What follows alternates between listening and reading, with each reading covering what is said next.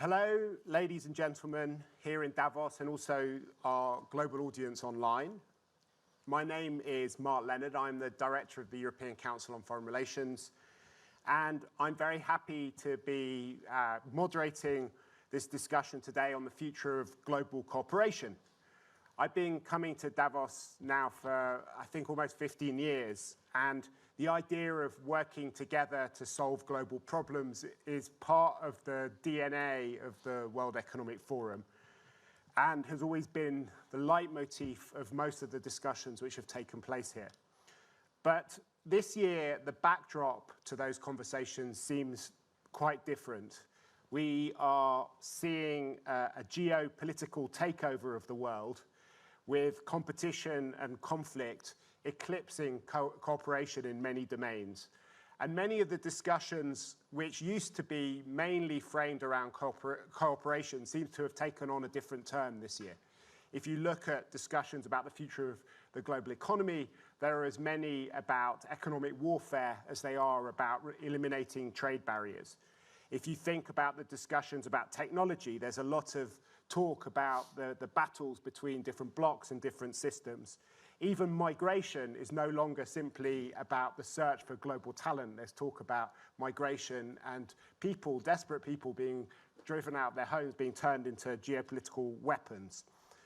And even when it comes to the most pressing global problems, such as COVID or climate change, we often see states competing with each other rather than coming together to help further the survival of mankind. I don't think that there are any less global challenges for us to solve than there were in previous World Economic Forums, but the challenge of coming together to solve them is becoming more and more difficult, and that's really our topic today.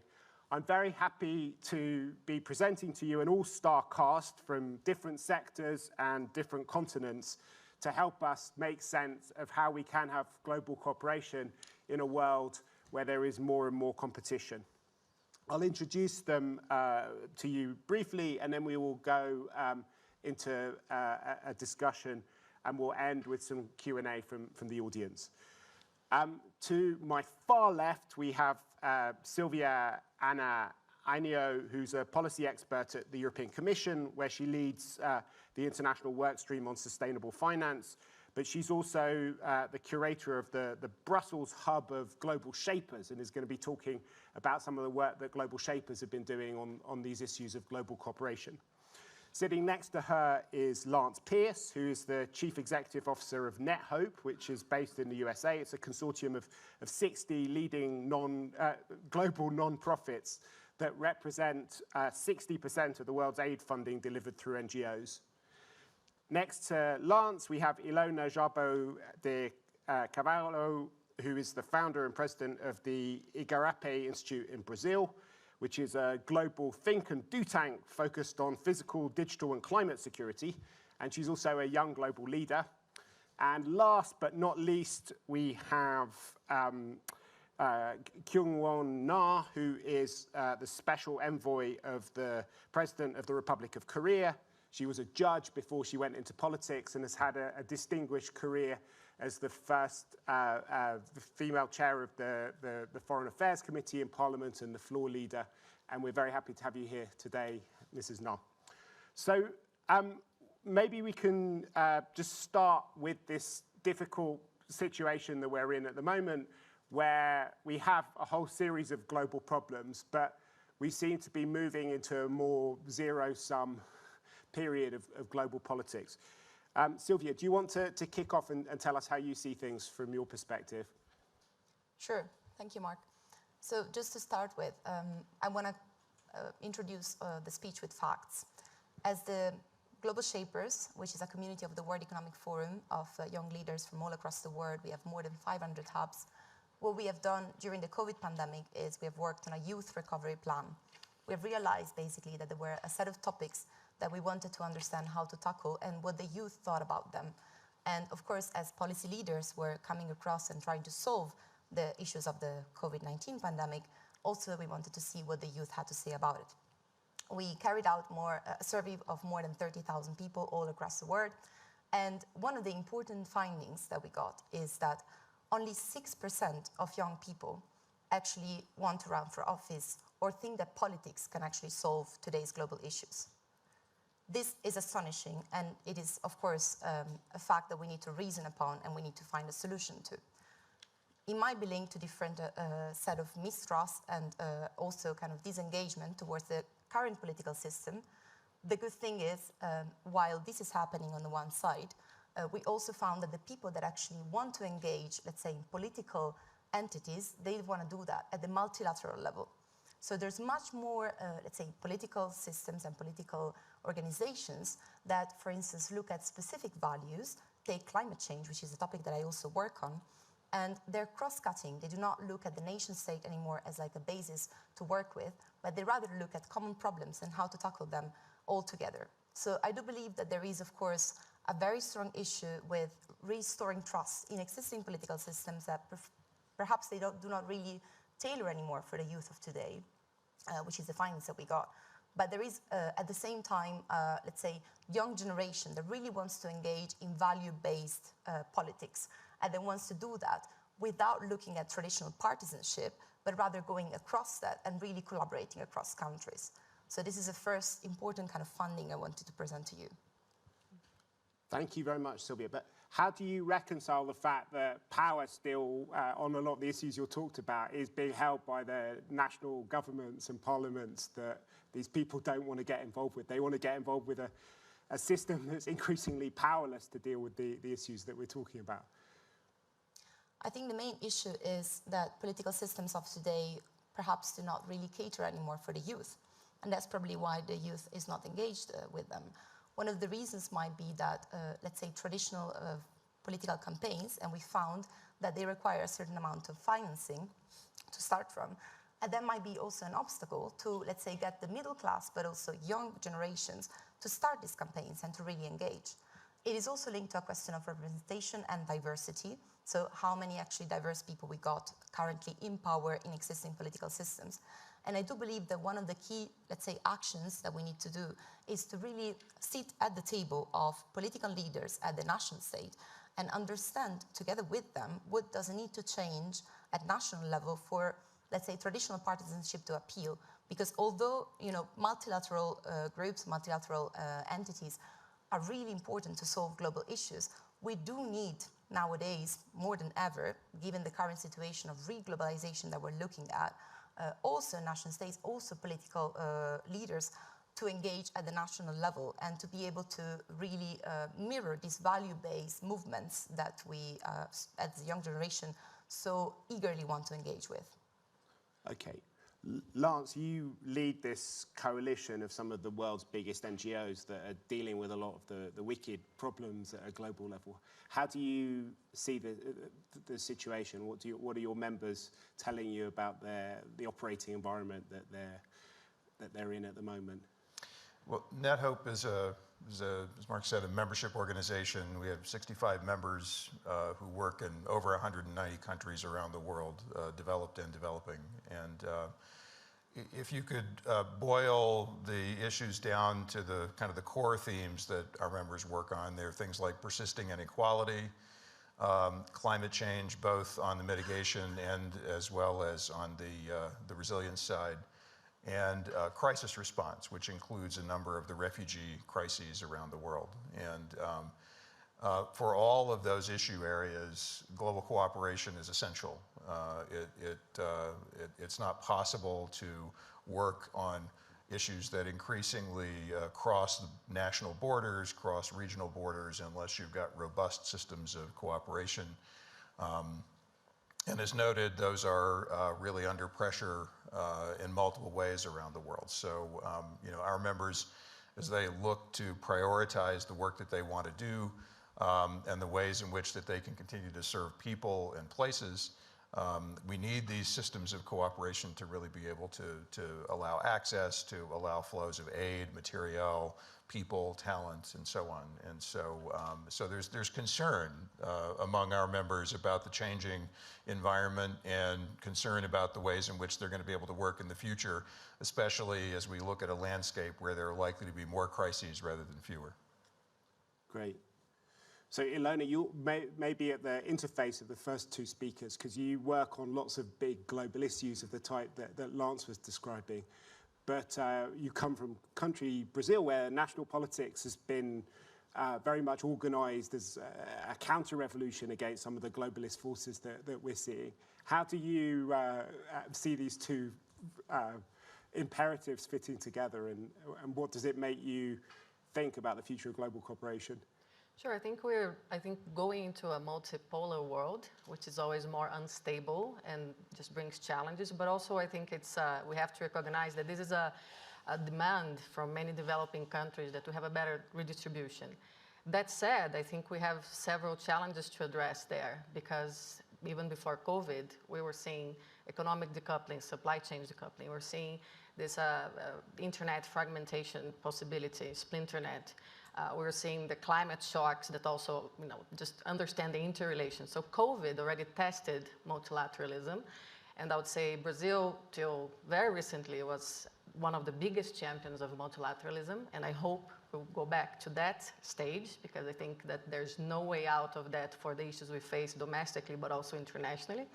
So I don't see, when I look at all the discussions here, I totally understand the risks. I think we're living through an era of systemic compounding risks that will shape every decision, but I don't see a way out of us to just go back to the table and try to find really solutions based on diplomacy, based on cooperation. So I was recently invited by the UN Secretary General to just join his new board on effective multilateralism, and we have a big agenda in front of us. So from here, I'm going to Sweden for another presidential meeting, and we're dealing with issues from peace and security to climate to international financial institutions. So how can we think about improving governance on those issues? Because even if we're seeing fragmentation and distrust, the only way for humanity and for the next generations to address what Sylvia was saying is that going back to the table. So let's try that better.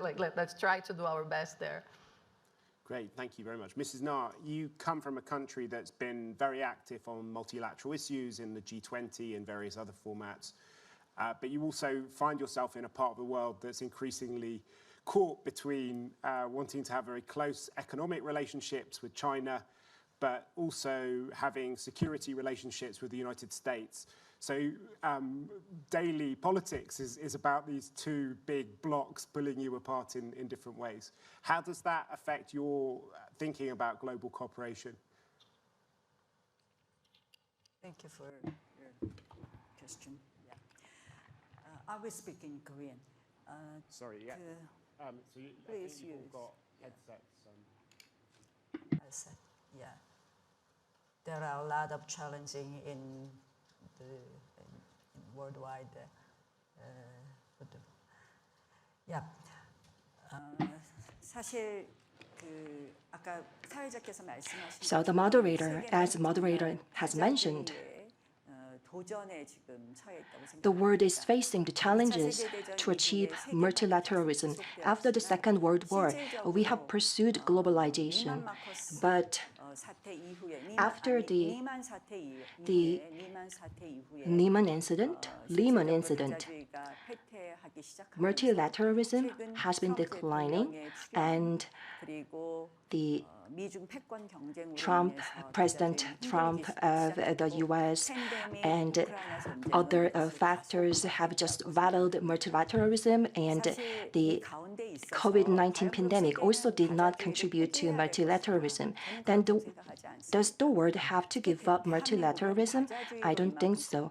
Korea has been a recipient of multilateralism, and we have grown thanks to multilateralism. This is a very important framework that the world has to work on. And how do we have to maintain multilateralism? Our new administration has taken office 2 weeks ago. So our new president, President Yoon Suk-yeol, has this diplomacy vision, which is value-based diplomacy.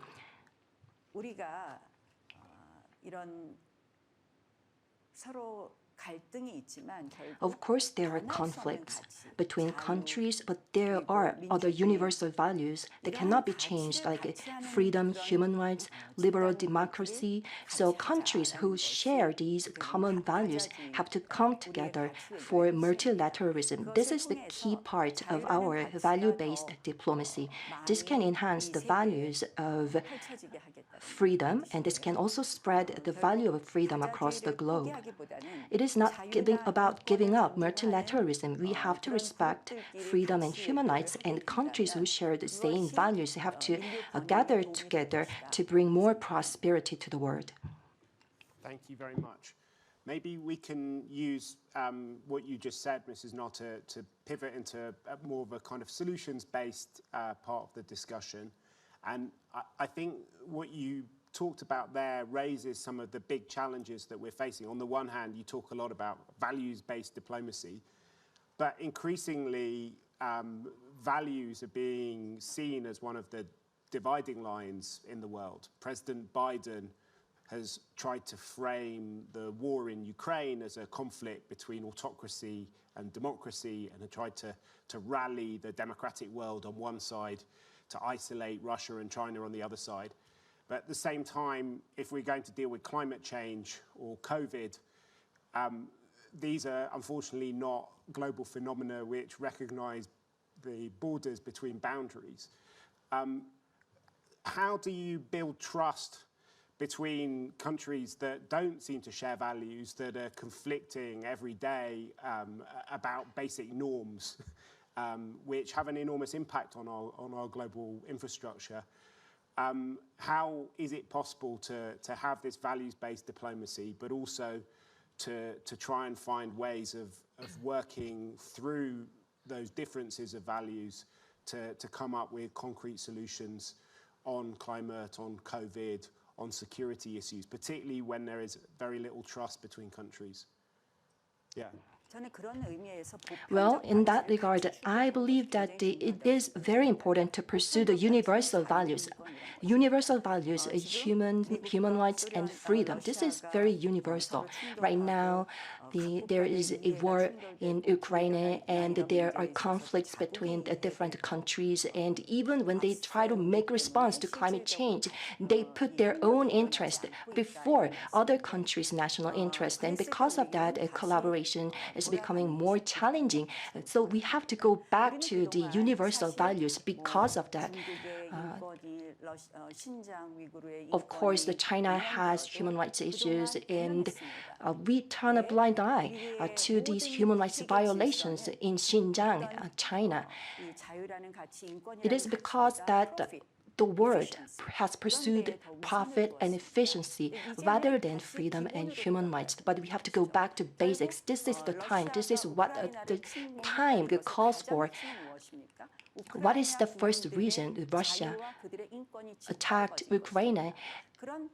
And why this has to be criticized? It is because Russia violated freedom and human rights of the Ukrainian people. We have to focus on that fact, and we have to try to spread these universal values across the globe. Then the global citizens have to benefit or have to enjoy these universal values. That should be the direction. And if diplomacy and collaboration are based on these universal values, then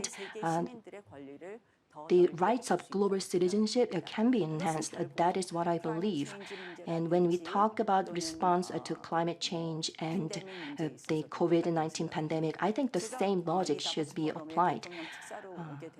I'm here as Special Presidential Envoy of Korea, and when I reported to the President of Korea, he told me that green technology that would be required to solve the climate change, these green technologies are global common goods.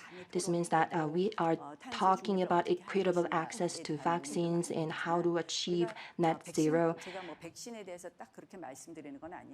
So I'm not just talking about vaccines, but when we have these technologies, we have to view them as global common goods. This should be the approach we take.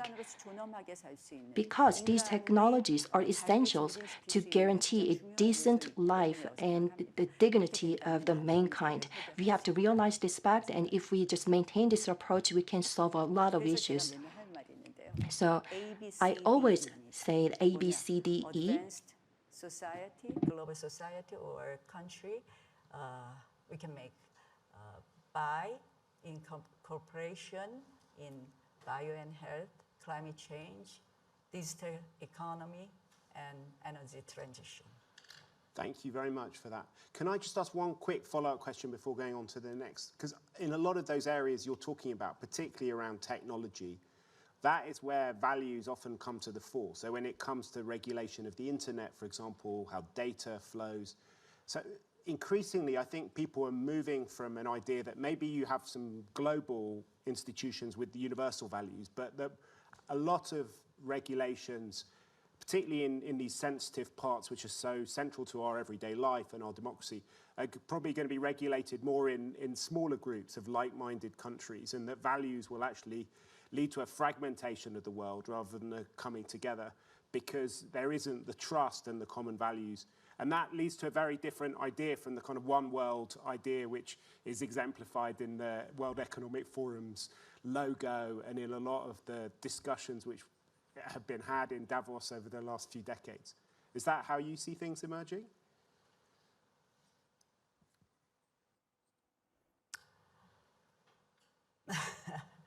그러니까 질문의 요지가 So 실질적으로 다시 the question that you want to know about is that how we pursue this globalization. That is what I think. So we have to go back to basics. 그동안은 사실은 Up until now, 다른 이슈로 우리가 대립을 그러니까 저는 기본으로 돌아가면 if we go back to basics, then this fragmentation of the world, 중요한 것은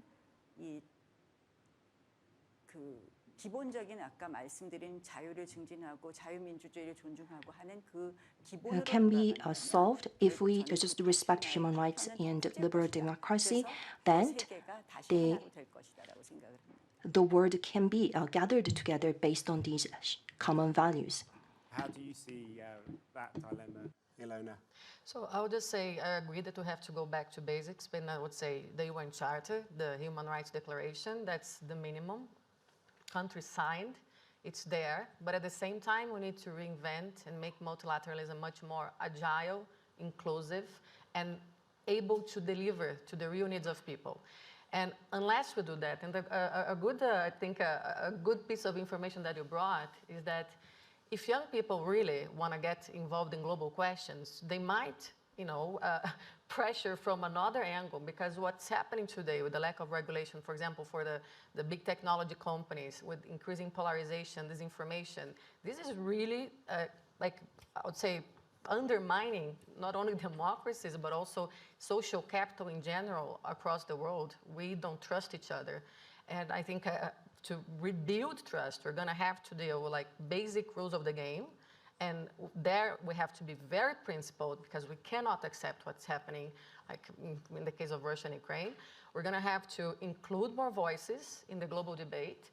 And I do believe that it is also re-empower countries, because when we think about our political leaders, they don't have domestic support for dealing with the global questions, because honestly, this distrust, polarization, misinformation, among, of course, inequalities, incapacity to deliver, growing angry, frustration. So, but one thing goes hand in hand with the other, and we have to work multi-level. So, but globally, let's go back to basics, but let's also reinvent, reboot multilateralism. And these will require more division of power, more plurality of voices. And it's hard, but it's the only way out. Cities, young people, civil society, business. So all the problem-solving approach that we're saying, it has to be based on task forces, problem-oriented, and this will rebuild trust. But unless we agree to sit with different people and go problem by problem, and then make a common agenda again for the world, we won't be able to move forward. Can I just ask you to go a bit more detail? Because you're talking about, on the one hand, empowering states and giving them a sense of control and sovereignty back, which is the sort of leitmotif of politics in lots of places, not least in Brazil, where people feel that their national governments are basically losing any purchase on the future of their country because of global forces, because of things which are beyond their control.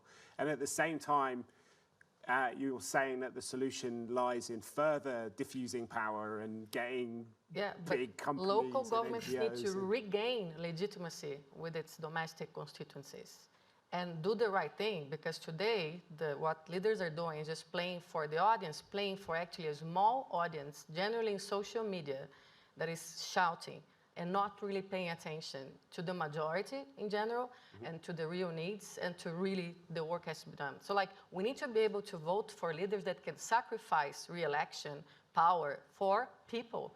Like they're not serving their people, they're losing their constituency. So like it's, if they can legitimize their role as leaders, and really we have also to work with the possibility of like dealing with this, I would say, epidemics of disinformation, then we can have a way out. So this has to go hand in hand.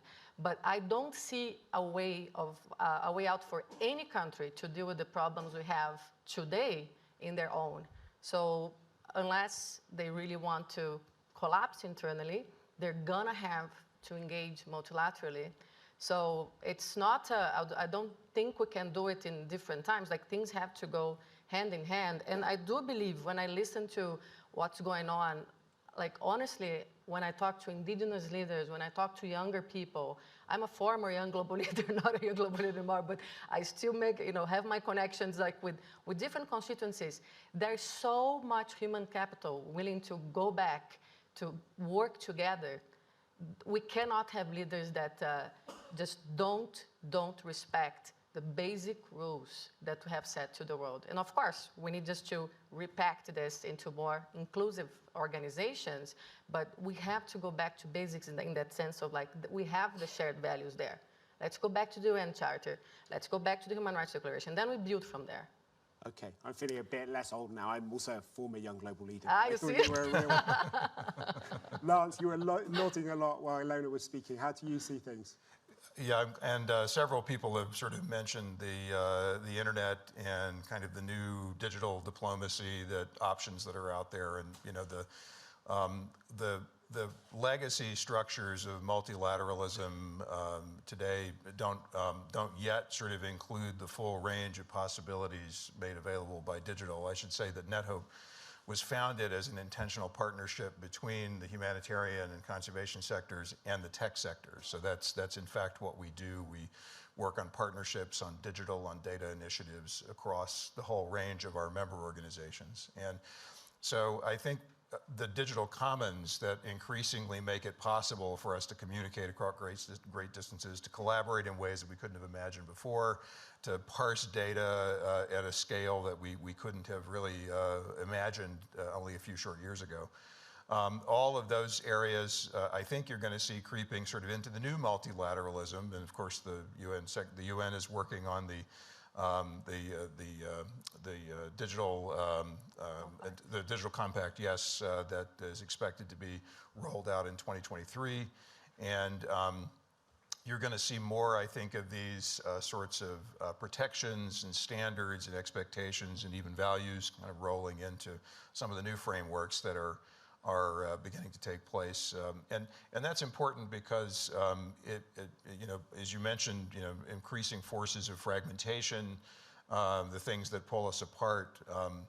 Many countries are shutting down the internet, literally shutting down the internet in advance of key elections, in advance of public debates, in advance of policy decisions.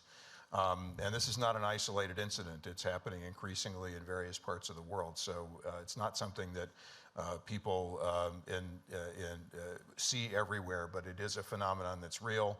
And advocates are really working to make sure that people do have access to this resource that it really brings us all together in new ways. So I would say look for more of that kind of digital thinking, moving closer to the center of the kind of the reinvented multilateral frameworks that we're going to have to see in a world where the climate is changing, in a world where opinions are shifting, in a world where people are moving across borders in unprecedented ways. And the internet's going to be one of the things, and our ability to use and understand data are going to be key to helping manage all those things. And I think you're going to see that migrating more to the center of those frameworks. Quick follow-up on that. I just think we cannot forget that the big part of the world is not connected yet. Yes, that's correct. So that's very important to address, because I mean, where there's the bulk of young people, Africa, we need to include them digitally in this world. I mean, other parts as well, but I think we have just to make that point here that Absolutely. we need to also democratize the access to the digital world for those people. Absolutely, yeah. Almost half the world is not connected. Yeah, and so are not able to take advantage. So in my of these country, benefits. we're working to bring digital connectivity for remote areas in the Amazon, so people can also. I think that there will be a revolution there. That's why we don't have yet so much connection in terms of people also. And of course, we have to take digital literacy and all sorts of even financial literacy for people that will have that access. But just to you back, Mark. So Sylvia, how do you think multilateralism and global cooperation could be reinvented? So we've talked about effective multilateralism, and we talked about as well value-based diplomacy. And I would argue that we then need value-based politics. But what does that mean? How can we make it concrete? One key example that is very concrete, that is not only words out there, is Europe. Because if we go back to history, let's not forget that Europe was a project of peace. The motto and the way in which Europe was created is united in diversity. This is like a project that started from values between countries that were at war with each other. That's what we're seeing today as well. We're seeing a situation where in front of a crisis, in front of a war, some countries are united around certain values. The values of today are solidarity and democracy. And I argue that without solidarity and democracy, there is very little space then for actually the other values to be built. And there's little space to, let's say, move towards other common goods and work towards, preserving the environment, fighting climate change, fighting future and current pandemics, and many other challenges of nowadays. And we talked about the internet, and we talked about, democratization of the internet. That is key in the sense that starting from agreeing on democratic values, this is the first point, let's say, to then believe that actually giving access to internet, not shutting down social media, giving voices and representation of voices, space to actually be heard, is the first step for then democracy to evolve. And democracy is evolving around the social media. We've seen all the movements that I've talked about beforehand. So these global multilateral movements, which are from Fridays for Future, but also, if you want, the Arab Spring, originated from social media, originated from access to information. And that is because there was a belief, or at least, a movement towards democratization. If we do not have democratization first, I argue that it's very difficult to then move towards other common values that we're talking about. And this is possible indeed, as I said, because we've done that in the past. We've done that, of course, only among a certain pool of countries. We're not talking about a global set of democratization of countries, but we've done that among countries that were at war with each other in the past and decided that peace and democracy were going, before their single interest towards a global common interest, a global public good. Thank you very much. I'm about to open it up for questions and comments from the audience, but I think you wanted to say something first, Mrs. Mark. Yeah, No. So everyone is talking about politics and the politicians are doing bad. So I feel responsible as a politician. So you talked about democratization of the internet and access to information. So we are talking about the crisis of multilateralism, and not just a crisis right now. We already have the gaps between generations and between different regions. And I understand the anger of the younger generations toward politicians. Internet is a tool to spread information. I agree, but sometimes the internet is a channel to increase conflicts and tensions between different generations and between different classes and between different regions. If you look at the internet system like Facebook, Instagram, and other social media channels, if you look at YouTube, then they are using algorithms to show contents that are just tailored to specific preference of users. And this radicalizes users. And this is also the trend of social media. People just see what they want to see and believe what they want to believe. So along with the democratization of the internet, we have to think about ways how we can reduce these factors that causes and increases tensions and conflicts between generations. I think this is another challenge that we have to overcome. Thank you very much. That's a very important point about how all of these forces seem to be double-edged. All of the positive sides of globalization seem to have a kind of evil double and a dark side as well. I'm now going to, we've got about 10 minutes left for questions and comments from the audience. If people want to put their hands up to raise something, and hopefully we can bring a mic. There's a gentleman in the front row. If anyone else wants to put their hand up, a lady over there, maybe you could give her a mic as well so she can come in. Thank you. My name is Saeed Mohammed. I'm from Oman. I have a question for Na. When it comes to global values such as freedom, human rights, some argue that there is double standard. And they give the example of the current conflict, Ukraine, where the West actually stood by Ukraine, giving it support, military support, financial resources, and all kind of other supports. And when it comes to other occupations, the world is quite silent and nobody talks about it. So how do you respond to such criticism? Thank you. Thank you very much. There's a lady here in the third row. Thank you. My name is Naoko Ishii, Director, Center for Global Commons at the University of Tokyo. My question for the panel, maybe particularly maybe a lady from Brazil, is that when you talk about let's go back to the table, who is actually going back to the table? I assume, just based on the conversation, it's not just a representative nation state. You may be looking at much broader a body of representing values. So then that if we don't want to see the multilateral institution, which is not necessarily functioning too well, maybe the world is quite a kind of a complex world that representing those groups, represent those values, issue by issue or value by value. So how you see the governing structure of this new world of, multilateralism coming back? Okay. Are there any other comments, or we'll have one more here in the second row? Thank you. I'm Heti Samosir from Indonesia, Global Shaper Burn Hub, the coming creator. So it's mentioned before that a big part of the world is not connected yet.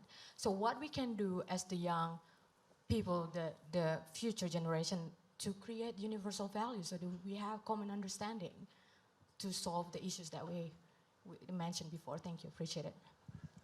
Okay, thank you very much. So we've got three really great questions there. One about Western double standards, one about how do you govern this world of kind of different values, and then finally how to connect people. Do you want to go first, Mrs. Noah? Don't feel you have to answer all of them, but answer as many as you can in about 90 seconds. Who starts? Ladies start. Do you want to start, Mrs. Noah? Oh, well, do you want to start? Why don't you start, Elena, while you're at it? So I'll go to Naoko. So that's precisely what we aim, like very humbly, to just give ideas in a report that will be launched in February 2023 of the High-Level Advisory Board on Effective Multilateralism. But the way we see is that, of course, we have to go beyond international cooperation, state-level cooperation, and really think about the ways, for example, for even the UN to reinvent its capacity to absorb what's coming, like from be a place like the World Economic Forum, be the amazing innovations that come out of cities, be citizens that are already working task forces, very local but very problem-oriented, that could have ideas to scale up. So we're really like thinking broadly. Like we know there are like, of course, member states that will continue to be there, and that will be hard also to break the, let's say, power struggle, but we have to make it more inclusive. Otherwise, the system will implode because there are many issues already happening on the floor that are not being absorbed by the system. So we hope to come with great ideas, hopefully, in February 2023 to respond more precisely. But we're looking at many options. And just a quick question on the connectivity one. I think the young people that already have the connection needs to be very, like the solidarity has to be really increasing, and we have to push into, unfortunately, at the moment of so many compounding risks and priorities, we have to look at the ones that are not there, because that will change the world, and I think for a better future that we have today. Okay, great. Would you like to go next, Mrs. Lau? 뭐 지금 말씀하시는 취지를 이렇게 들어보면 사실은 이제 우선순위가 When I listen to remarks of other panelists and questions from the audience, of course, there should be a priority, and we have to focus on the biggest risk and threats first. 중국 문제, 중국과 미국 사이 이야기도. So Korea is caught between China and the US, that was mentioned by our moderator. 국제사회에 있어서 그동안 큰 역할을 And I believe that Korea has not played a role that befits the economic status of Korea. So we have to do more. That's the realization of the new Korean government. So 2 weeks ago, our new president took office, and in his inauguration speech, he mentioned the word freedom 35 times. So he wants to spread this value of freedom across the globe. Of course, Korea is already a liberal democracy, but he wants to expand this value across our society and across the international globe, and we will make bigger contribution to the world so that this value can be spread across the globe. We are ready to take on a bigger role in the international community. We will take more interest in the issues across the globe. Thank you very much. Lance, do you want to go next? Sure. I think inclusivity is a theme perhaps that runs across all 3 of those questions. I mean, to the gentleman's question about the double standards, you know, there are crises playing out around the world now in Tigray and the Venezuelan refugee crisis in Southeast Asia and Myanmar and other places that don't get nearly the kind of attention that they deserve. And I think we've got to have multilateralism that addresses with equity systems that arise wherever they arise in the world. We have to, otherwise it won't be a multilateralism that'll be accepted unless it can do that. And I think Naoko asked the question about, you know, who's at the table, and you know, that's partly the role of civil society, is to bring people to the table to make sure that they're represented in forums where they can't always be represented. And unless civil society can do that, unless governments can do that more effectively, then they won't be seen as legitimate. Yes. Because they have to represent the voice of the people to the best possible way they can. And I think the final question about connectivity is really going to be key to that. We're in a world now that there are more people in the world than ever before, and unless we are going to find ways to really new ways to communicate and find what brings us together as opposed to what divides us, then we're not going to be able to survive in all of the change that's coming. We have to find ways that to find those things that where we have more in common as opposed to the things that drive us apart. We can always find things that separate us. We're going to have to work a little harder to find the things that bring us together, because that's the way we're going to actually get successfully through the changes that are coming. Great, thank you very much. Last word to you, Sylvia. Thanks. So one of the key kind of outcome from this discussion that I'm thinking about is really that I would like to sort of argue that we cannot avoid for multilateral institutions, but also multilateral youth organizations as well, to engage with the current system if we want to change things. Meaning what we need to do is, of course, we need to be offered a seat at the table, but we also need to fight for it in a way. Because this youth mistrust, let's say, in global politics, in national politics rather, it's something indeed concerning, deeply concerning. But the only way to change this is for the global multilateral organizations that we work with, that we engage with, that the youth wants to be part of, that have specific value-based type of policy and politics, to engage with, you know, the current policymakers in order to bring the value, to bring the issue there, and to engage in a discussion at that level.